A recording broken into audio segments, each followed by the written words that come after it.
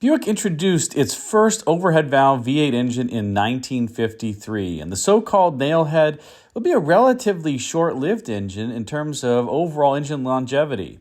In fact, the original Nailhead lasted just from 1953 through the 1966 model years.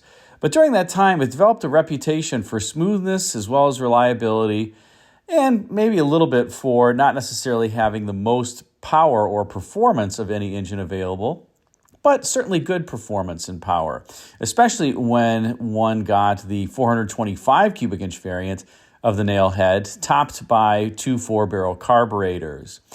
Now, many Nailheads, by the time the engine was reaching the end of its run in the mid-60s, were the 401 cubic inch variety. And these engines were offered in everything from the beautiful 1963 to 1965 Riviera, as well as the subsequent second-generation Riviera in 1966, to just the more mainstream Buick cars, as an example, like the Electra. Now, there were actually two different generations of Nailhead engines that were produced by Buick during its run. The first ran from 1953 through 1956, a very brief period of time, and displaced either 322 cubic inches or 264 cubic inches. The second generation ran from 1957 through 1966 and displaced either 364 cubic inches, 401 cubic inches, or 425 cubic inches. And the latter, second generation, all used the same block. They had the same bore spacing. They just had different bores and strokes. And the 425 cubic inch, the largest variant of that second generation Nailhead, was the largest really that the Nailhead could go. And that was one of the reasons why Buick had to introduce an all-new V8 engine in 1967. And really, the times had changed, and the purpose behind the Nailhead had changed. The Nailheads had relatively small heads, and they were called Nailheads in part because the valve stems were so long on these. They had vertically oriented valves that they kind of looked like long nails, and that's how they got their nickname. But one of the problems with the small heads is they just didn't flow all that well. The second generation Nailheads flowed better than the first generations, but this was never going to be a performance engine, and that's because it was never designed from the onset to be a performance engine.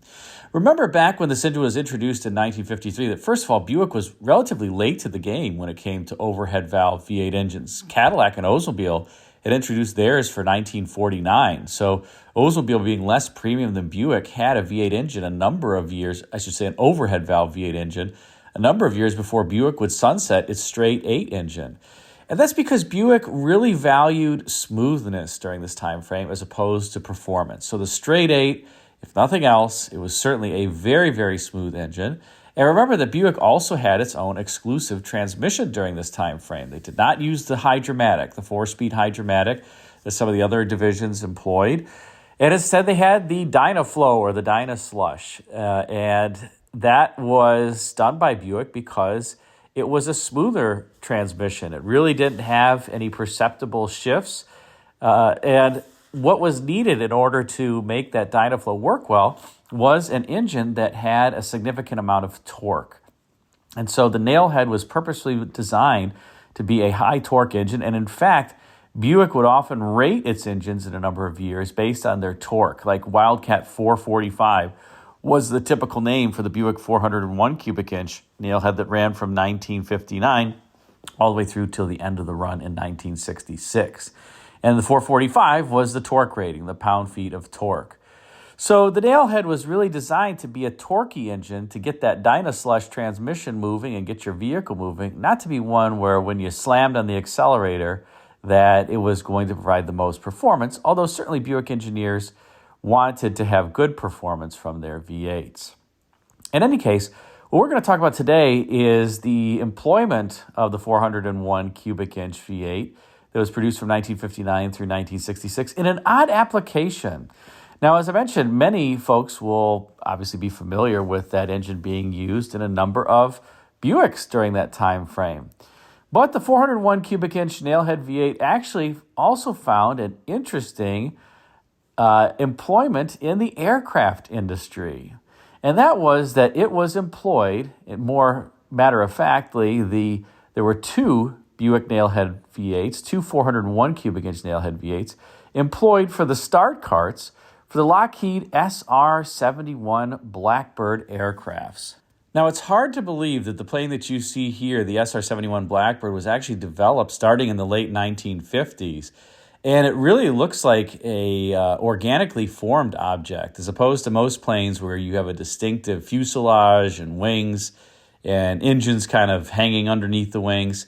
Here, the SR-71 Blackbird, just its overall shape looks like it was carved from a single piece of material. And interestingly, the SR-71 was made of titanium. The plane flew at over 2,000 miles per hour. And as one of the consequences, that would generate a lot of friction with the surrounding air, heating up the airframe. And so unconventional materials like titanium had to be employed to construct the airframe. The irony is that the world's foremost producer of titanium at the time was the USSR. And this was the plane that was really used to help the U.S. during the Cold War. And, well, they probably sourced a lot of the materials from the USSR back then, and probably through some various, let's just say, companies that were not named U.S. government and probably had many different shell corporations, shell upon shell corporation, in order to procure the titanium to make the SR-71 Blackbird. In fact, the planes were also painted black after some test flights because the black would help dissipate the heat that I was mentioning better than a different color or an unpainted airframe.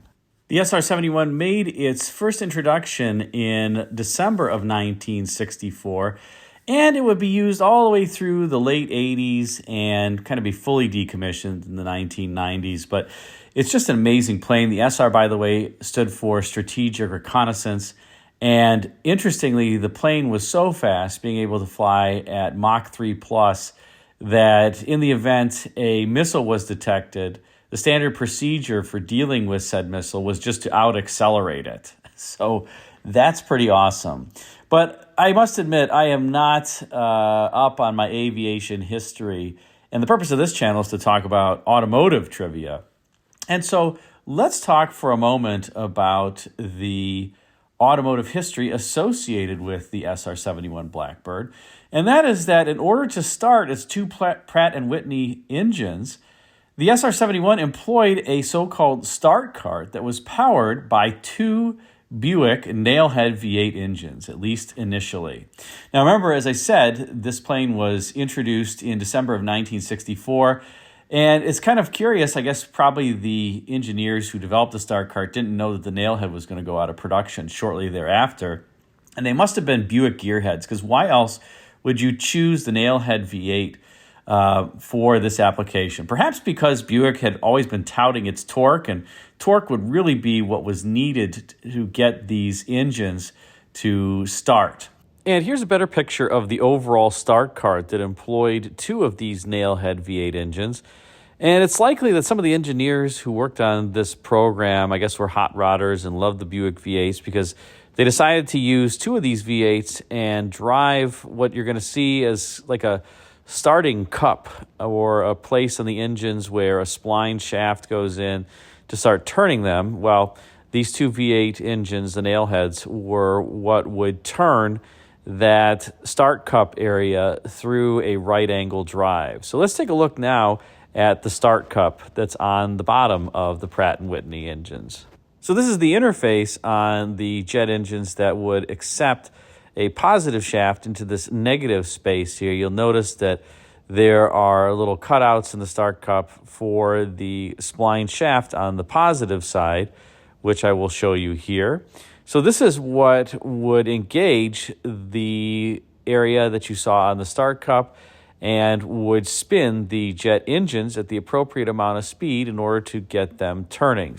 Now, you might think that's pretty cool to have these two Nailhead V8s that are turning a jet engine to get them started. Not all that big of a deal. Well, the thing that you have to remember is that both of the Nailhead V8s basically had to be spun up to their red line, around 5,500 RPM, in order to generate the appropriate amount of power and get the engine turning in the SR-71 Blackbird. And as you can see in this photo, there were no mufflers on these engines. They were just running effectively wide open throttle, full open exhaust. And so imagine this cart operating with flames shooting out of the headers through these outlets that you see here, and the engine's just screaming at top RPM in order to appropriately turn the jet engines so that they can light off.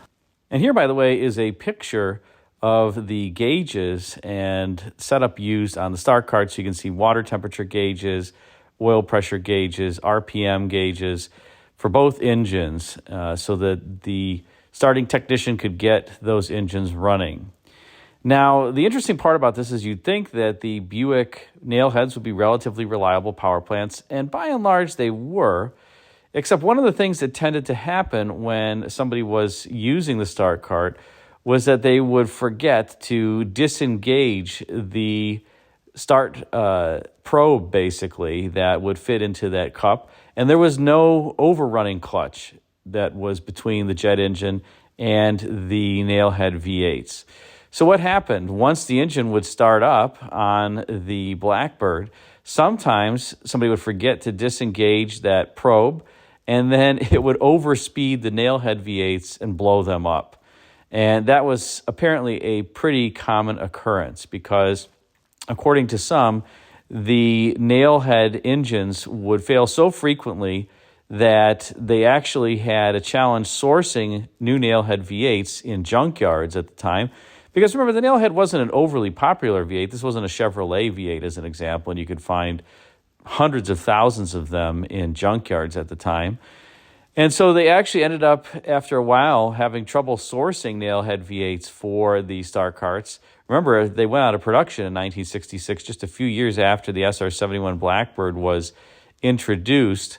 And as a result, in later years, they would replace the Nailhead V8s in the start carts by Chevrolet 454 cubic inch big block V8s, which clearly are far more plentiful.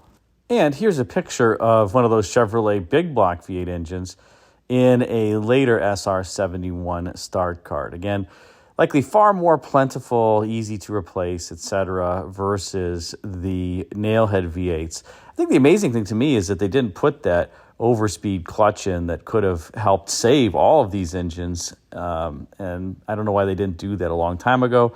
But for whatever reason, I guess the V8 engines were cheap and plentiful, and they just thought, well, we'll just source another. So there you have it.